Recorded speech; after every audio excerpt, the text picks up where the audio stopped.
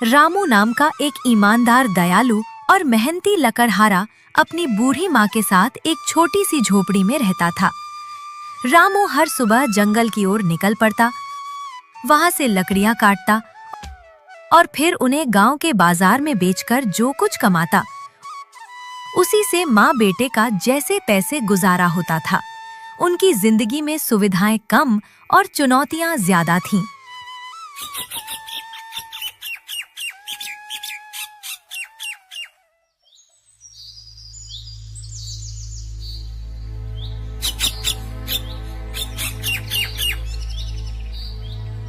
रामू मेरे बच्चे, आज फिर जंगल की ओर जा रहा है। तेरी काया तो सूखती जा रही है, थोड़ा आराम भी कर लिया करना बेटा, अपनी सेहत का भी तो ख्याल रख।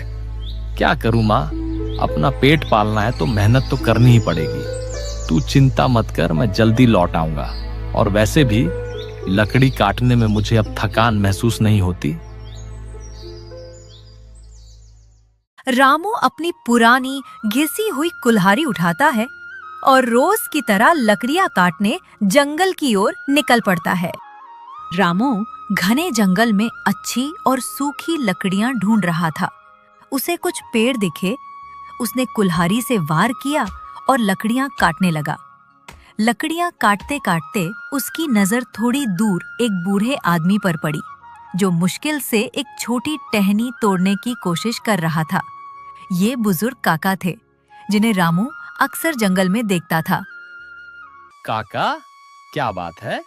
आप इतने परेशान क्यों लग रहे हैं? अगर मैं किसी काम आ सकूं तो बेझिझक बताइए। अरे रामू बेटा, क्या बताऊं, हाथ पैर अब पहले जैसे काम नहीं करते। घर में चूल्हा बुझा पड़ा है, लकड़ियां तोड़नी थी पर टूट ही नहीं रही। समझ नहीं आ रहा आज रात का खाना कैसे बनेगा।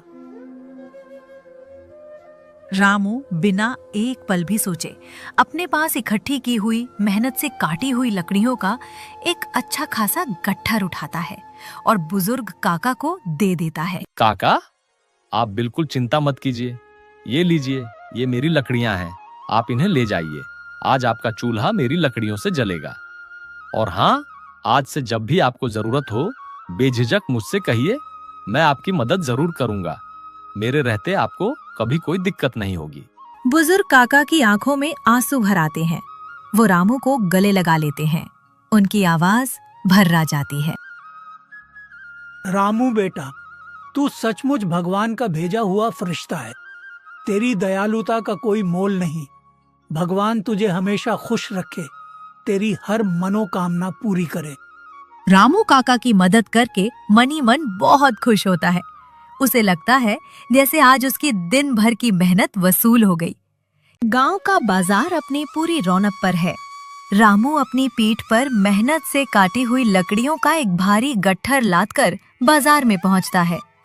भाइयों और बहनों, ताजी कटी हुई लकड़ियां ले लो, सबसे मजबूत और बेहतरीन क्वालिटी की। यहाँ आइए, यहाँ आइए।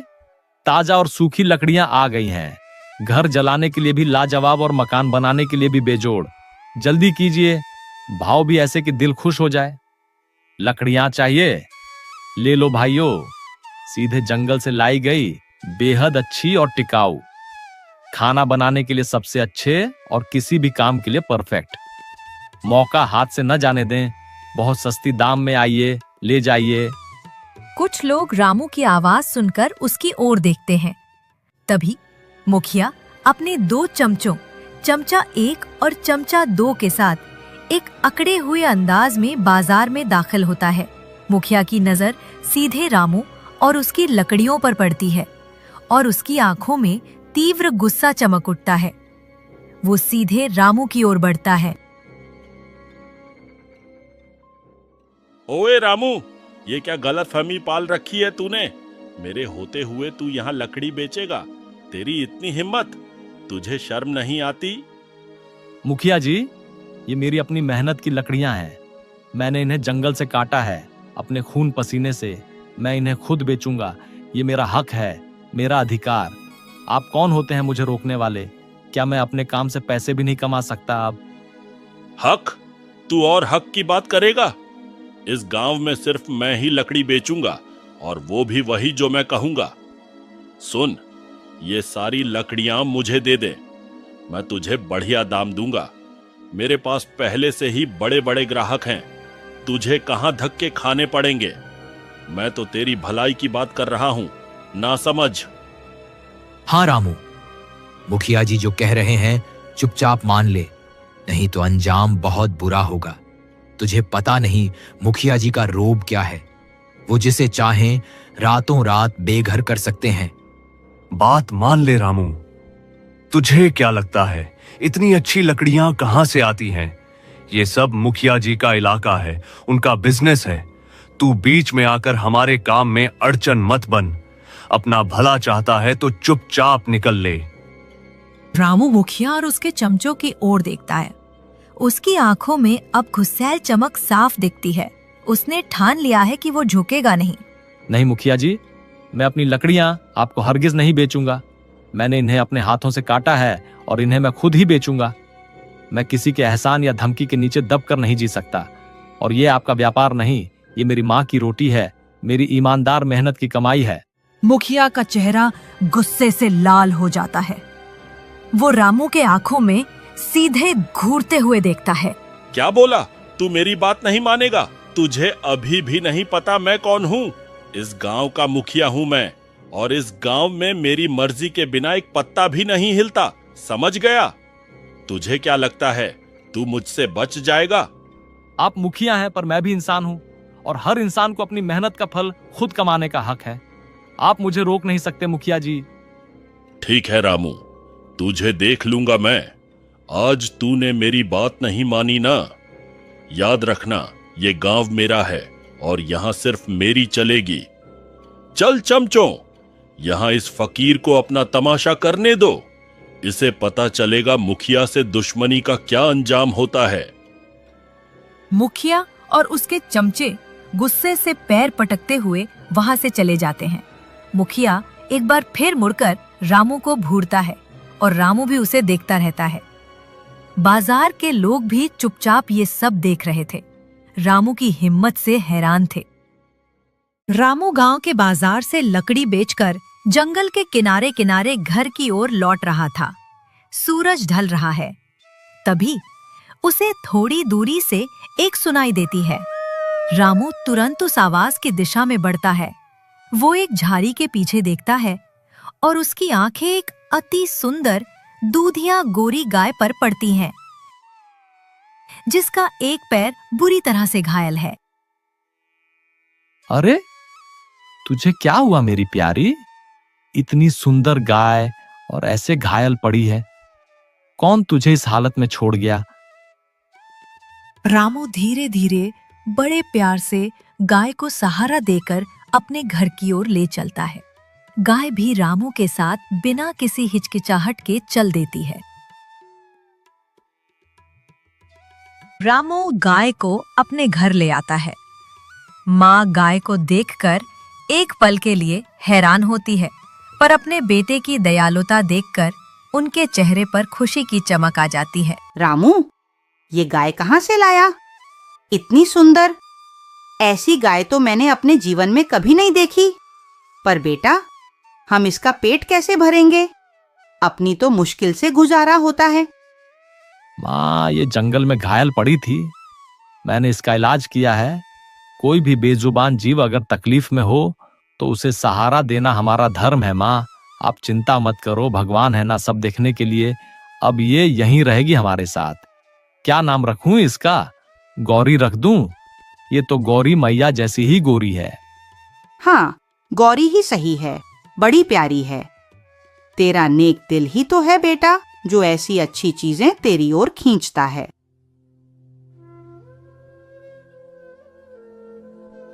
रात का समय था। माँ और रामू अपने दिन भर की घटनाओं को याद कर रहे थे, खासकर मुखिया की धमकियों को। उन्हें पूरा विश्वास था कि उनकी ईमानदारी और दयालुता एक दिन जरूर रंग लाएगी। रामू बेटा, तू कितना नेक दिल है। आज उस बुजुर्ग काका को अपनी लकड़ियां दे दी और खुद इतनी मेहनत करता है। पर ये मुखिया इसका तो अन्याय बढ़ता ही जा रहा है। आज बाजार में उसने तुझे सरेआम धमकाया और तो और तुझ पर लाठी भी उठाई। मेरा दिल घबरा रहा है बेटा यह सब देखकर। माँ, आप बिल्कुल चिंता मत करो। उस मुखिया की धमकियों से या उसकी एक लाठी से क्या होगा। सच की राह पर चलने वालों को थोड़ी बहुत मुश्किल तो आती ही है, पर आप देखना माँ, भगवान सब देखते हैं। वो किसी के साथ बुरा नहीं करते और ना ही अन्याय को बर्दाश्त करते हैं। हाँ बेटा, तू सही कहता है। मैंने अपनी पूरी जिंदगी में हमेशा यही देखा है कि जो इंसान ईमानदारी से अपना काम करता है और सच्चे दिल से दूसरों की मदद करता है, उसकी मदद खुद भगवान करते हैं। आज शायद हम दुनिया की नजरों में गरीब हैं, पर दिल के अमीर हैं। हमारा ये दिल ही तो हमारी सबसे बड़ी दौलत है। बिल्कुल माँ, आज शायद हमारे पास दुनियावी चीजें ज्यादा नहीं हैं, पर एक दिन जरूर ऐसा आएगा जब हमारी जिंदगी भी बदलेगी, जब हम सिर्फ अपना ही नहीं बल्कि और ज्यादा जरूरतमंद लोगों की मदद कर पाएंगे।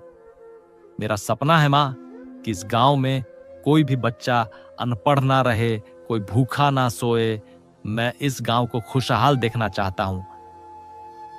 तेरा ये सपना जरूर पूरा होगा रामू, मुझे तुझ पर पूरा यकीन है, क्योंकि तू सिर्फ अपने बारे में नहीं सोचता। तेरा दिल बहुत नेक है।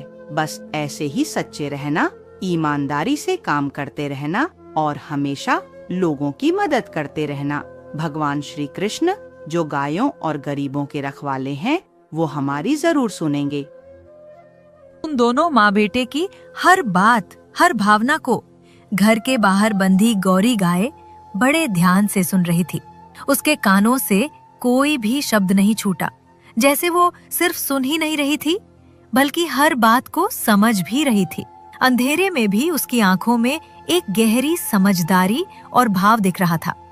जब माँ भगवान श्री कृष्ण जो गाय और गरीबों के रखवाले हैं, वो हमारी सुनेंगे जरूर कहती है, तो गौरी एक लंबी और गहरी सांस लेती है और उसकी आंखों में एक अनोखी चमत्कारी चमक आती है, मानो उसने कोई निश्चय कर लिया हो। सुबह का वक्त था। रामू अपनी माँ के साथ उठा और अपने रोजमर्रा के कामों में जुट गया। जैसे ही रामू अहाते में बाहर आया, उसकी आंखें एक पल के लिए खुली की खुली रह गई। गौरी, जो कल रात तक एक घायल गाय थी, अब बिल्कुल स्वस्थ और ऊर्जावान दिख रही है। और सबसे बड़ी बात, उसके पैरों के पास जमीन पर एक बेहतरीन लकड़ियों का गट्ठर पड़ा है, जिससे हल्की हल्की दिव्य सुगंध आ रही है। माँ, अरे माँ, बाहर आओ, देखो ये क्या है। माँ जल्दी से बाहर आती है और लकड़ियों के गट्ठर को देखकर वो भी हैरान हो जाती है। अरे ये क्या है? ये लकड़ियाँ तो बहुत अच्छी लग रही हैं, इतनी सफाई से रखी हैं, और ये गौरी के पास कैसे आ गईं? माँ, मुझे लगता है ये सब गौरी का ही कमाल है। कल रात हम जो बातें कर रहे थे, गौरी ने सब सुनी होंगी। उसने हमारी परेशानी समझी। ये कोई मामूली गाय नहीं माँ, ये तो साक्षात देवी है, ये तो हमारी लक्ष्मी है। सचमुच रामू, भगवान ने हमारी सुन ली। ये गौरी मैया ही हैं जो हमारी मदद के लिए आई हैं। माँ की आंखों में खुशी के आंसू आ जाते हैं। वो गौरी को गले लगा लेती है। हर सुबह जब रामू आंख खोलता तो गौरी उसके अहाते में खड़ी मिलती। उसके पैरों के पास हमेशा की तरह एक बेहतरीन लकड़ियों का गट्ठर रखा होता था। रामू ने धीरे धीरे उन लकड़ियों को बेचना शुरू किया। जो पैसे आते, रामू उन्हें समझदारी से लगाता। उसने कुछ गांव वालों को काम पर रख लिया था। देखो भाइयों, ये लकड़ियां गांव के बाजार तक ले जानी है और वहां से फिर शहर तक। अच्छी क्वालिटी है तो दाम भी अच्छे मिलेंगे और तुम्हारी भी दिन दिहाड़ी बन जाएगी। ये काम रोज का है। धीरे धीरे रामू का काम बढ़ता गया। घर में अब खुशहाली थी। माँ के चेहरे पर हमेशा मुस्कान रहती। रामू, देख तो इस गौरी गाय का क्या कमाल है। जब से ये आई है, हमारी किस्मत ही बदल गई है। और तू तो अब पूरे गांव का मसीहा बन गया है। हाँ माँ, ये सिर्फ एक गाय नहीं, ये तो हमारी लक्ष्मी है। और माँ, ये सब उसकी ही देन है कि हम अब दूसरों के काम आ पाते हैं, उनकी मदद कर पाते हैं। लेकिन रामू सिर्फ अपने लिए नहीं जीता था, उसकी दयालुता और भी बढ़ गई थी। एक दिन रामू ने देखा कि छोटे छोटे बच्चे स्कूल नहीं जा पा रहे थे। आप लोग चिंता मत कीजिए, मैं आपके बच्चों की फीस भरूंगा। पढ़ाई तो सबका हक है और कोई बच्चा शिक्षा से वंचित नहीं रहना चाहिए। पूरे गांव में रामू का नाम और उसकी नेकदिली की चर्चा होने लगी। लोग उसकी इज्जत करते थे और उसे अपना हीरो मानते थे। रामू की बढ़ती शोहरत और खुशहाली ने मुखिया के दिल में जलन भर दी। मुखिया अपने चमचों के साथ गांव के चौराहे पर बैठा है। वो रामू के घर की बढ़ती खुशहाली और उसकी गांव में बढ़ती इज्जत देखकर अत्यंत जल रहा है। रामू अचानक इतना अमीर कैसे हो गया? कल तक तो जंगल में धूल फांकता फिरता था और आज उसके पास लकड़ी बेचने के लिए अपने आदमी हैं। उसकी लकड़ी मुझसे भी अच्छी बिकती है और लोग भी सिर्फ उसी की बड़ाई करते हैं। जरूर इसके पीछे कोई गहरा राज है। मालिक, सुना है उसके पास एक चमत्कारी गाय है। गांव वाले कहते हैं वही गाय सारा कमाल कर रही है। कहते हैं वो रोज सुबह अपने आप एक लकड़ी का बड़ा गट्ठर देती है और उसी के दम पर रामू ने कई लोगों की मदद भी की है। चमत्कारी गाय? तो ये बात है। मैं उस गाय को लेकर रहूंगा, फिर देखना मेरी किस्मत कैसे चमकती है। मैं गांव का राजा बन जाऊंगा। किसी भी कीमत पर वो गाय मेरी होगी। ये रामू की इतनी नेकदिली और परोपकार मुझे बिल्कुल पसंद नहीं। ये सब मेरे रास्ते का कांटा है। आधी रात का समय है। रामू और उसकी माँ गहरी नींद में सो रहे हैं। मुखिया अपने दोनों चालाक चमचों के साथ चुपके से रामू के घर में घुसता है। वे सीधे अहाते की ओर बढ़ते हैं जहां गौरी बंधी है। गौरी एक पल के लिए उठकर उन्हें देखती है, पर कोई विरोध नहीं करती। वह चुपचाप उनके साथ चल देती है। मुखिया और चमचे गौरी को लेकर अंधेरे में गायब हो जाते हैं। सूरज की पहली किरणें रामू की झोपड़ी में पड़ती हैं। रामू अपनी नींद से जागता है और उसकी आंखें सीधे उस जगह पर जाती हैं जहां गौरी रोज सुबह खड़ी होती थी। पर आज गौरी वहां नहीं है। रामू एक पल के लिए घबरा जाता है। माँ, गौरी कहाँ है? गौरी, गौरी, वो यहाँ नहीं है। मैंने उसे यहीं बांधा था। अरे कहाँ चली गई मेरी गौरी? मेरा तो दिल बैठा जा रहा है। माँ भी रामू की आवाज सुनकर उठकर बाहर आती हैं। वो भी खाली जगह देखकर सन्न रह जाती हैं। कौन ले गया मेरी गौरी को? किसने हमारी खुशियां छीन ली? हमारी किस्मत ही उजड़ गई रामू। अब क्या होगा? हम कैसे रहेंगे? दोनों की आंखों में एक साथ चिंता और दुख उतर आता है। रामू तुरंत गांव में निकलता है।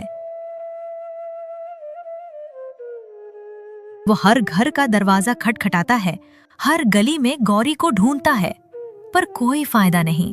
गौरी कहीं नहीं मिलती। रामू बहुत दुखी और निराश हो जाता है। उसकी आंखों में आंसू हैं और दिल में एक गहरा दर्द।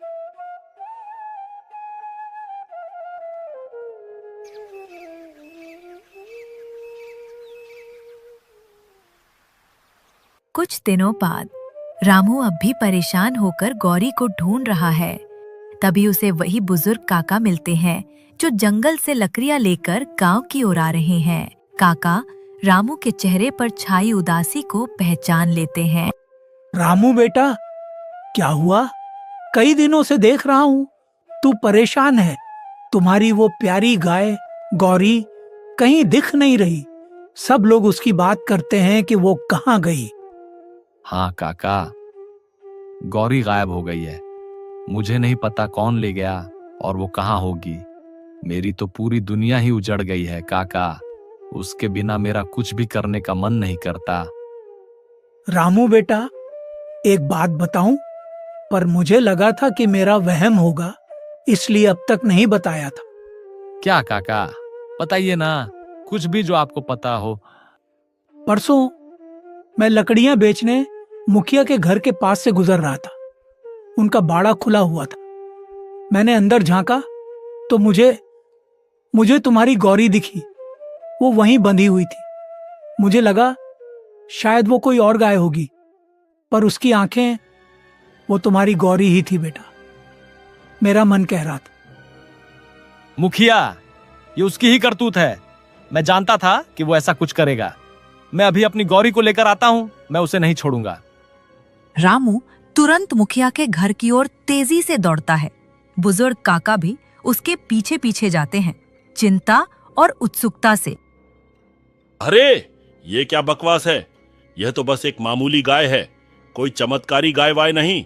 उस रामू ने मुझे गधा बना दिया। मैंने इस पर इतना पैसा बर्बाद किया और इसने मुझे कुछ भी नहीं दिया। वो एक मोटी लाठी उठाता है और गौरी को जोर से मारने के लिए आगे बढ़ता।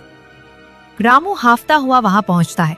वो मुखिया को गौरी को मारते हुए देखता है। गांव के कुछ और लोग भी रामू के पीछे पीछे आ जाते हैं। रुको मुखिया, मेरी गौरी को हाथ भी मत लगाना। अरे रामू, आ गया तू अपनी निकम्मी गाय लेने? ले जा इसे, ये किसी काम की नहीं। बेकार में मेरे घर में जगह घेर रही है और मेरा चारा भी खा रही है। मैंने तुझे पहले ही कहा था ना, मेरी बात मान ले। मुखिया फिर से गौरी को मारने के लिए लाठी उठाता है।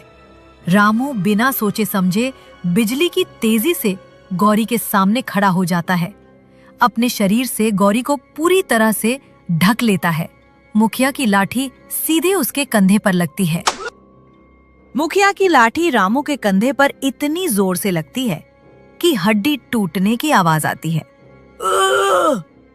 रामू दर्द से कराहता है। उसकी आंखें दर्द से बंद हो जाती हैं। वो गिरते गिरते संभलता है, पर गौरी को अपनी पनाह में पकड़े रहता है। उसके कंधे से ताजा खून निकलने लगता है। चमचे 1 और 2 भी रामू को मारने के लिए अपनी लाठियां उठाकर आगे बढ़ते हैं। चकाचौंध कर देने वाली रोशनी चमकती है। रोशनी इतनी तीव्र है कि मुखिया, चमचे और वहां जमा सभी गांव वालों की आंखें चौंधिया जाती हैं। वे अपनी आंखें बंद कर लेते हैं और कुछ लोग तो डर के मारे जमीन पर ही गिर पड़ते हैं। धीरे धीरे उस दिव्य प्रकाश में गौरी गाय का रूप बदलने लगता है। उसका आकार बढ़ता है, उसकी चमक बढ़ती है और वो एक अद्भुत अलौकिक रूप में परिवर्तित होती है। गौरी अब स्वयं भगवान श्री कृष्ण के दिव्य रूप में प्रकट होती है। उनका तेज इतना है कि कोई भी उनकी ओर सीधे देख भी नहीं पाता। मुखिया और चमचे डर से थर-थर कांपते हैं। वे रामू की ओर देखते हैं, जो अभी भी दर्द से कराह रहा है। मुखिया, तुमने लालच और पाप का रास्ता चुना। तुमने एक निर्दोष जीव को चुराया और उसे मारने का प्रयास किया। तुमने अपने पद का दुरुपयोग किया और गांव वालों को सताया। और रामू, मेरे सच्चे भक्त रामू ने अपनी जान की परवाह किए बिना उसे बचाया। उसकी नेकदिली, उसकी दयालुता और उसकी भक्ति का कोई मुकाबला नहीं। भगवान, मुझे क्षमा करे। मुझसे बहुत बड़ी गलती हो गई। मैं अपने लालच में अंधा हो गया था। मुझे माफ कर दीजिए प्रभु। तुमने चोरी की है, अधर्म किया है, पाप किया है। इस अधर्म का तुम्हें दंड भुगतना होगा। तुमने अपने पद का गलत इस्तेमाल किया और दूसरों को सताया। अब तुम वही बनोगे जो तुम अंदर से हो, एक नीच जीव। श्री कृष्ण अपने दाहिने हाथ का इशारा करते हैं। अचानक मुखिया और उसके दोनों चमचे धुएं के एक गुबार में बदल जाते हैं। धुआं हटने पर वहां 3 गधे खड़े होते हैं।